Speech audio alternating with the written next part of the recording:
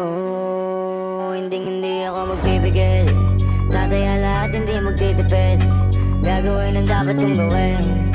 Alam ko na magagawa ko rin. Balang araw maging icon. Gusto ko kagaya ko si Idol. Malam Michael Jordan umay score.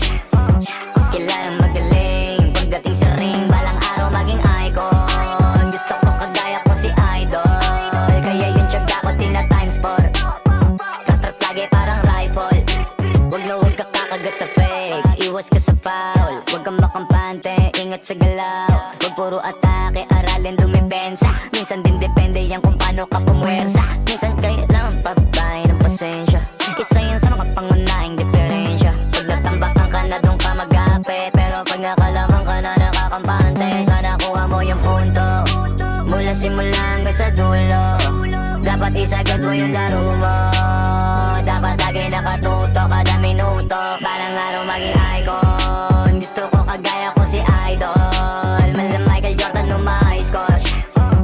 Kilalang magaling pagdating sa ring. Balang araw maging icon. Gusto ko kagaya ko si Idol. Kaya yung tiyaga ko tina-times 4. Rat-rat lagi parang rifle. Kasama na sa laro, natural lang madapa. Natural lang matalisod, natural mabutata. Di ka dapat atitina, di ka dapat mahuga. Di ka dapat ang hihina, di nila pwede makita. Kung matalo manalo, hanapin kung saan ka mali. Para malaman mo rin kung saan mo kailangan magbawi. Yung pinakamagaling na ikaw, paano palabasin? Dapat ay wala kang pagkakataon na palalabasin. Bawal malambot na binte. Kailangan buuan dibdib. At sa sarili may bilib, kasi may gustong marating. At patunayan sa marami kahit na paunti-unti na balang araw maging icon. Gusto ko kagaya ko si Idol. Malam Michael Jordan umay score. Kilalang magaling pagdating sa ring. Balang araw maging icon. Gusto ko kagaya ko si Idol. Kaya yung tiyaga ko tina-times 4. Rat-rat lagi parang rifle. Para tubarin yung balang araw maging icon. Gusto ko kagaya ko si Idol. Malam Michael Jordan umay score.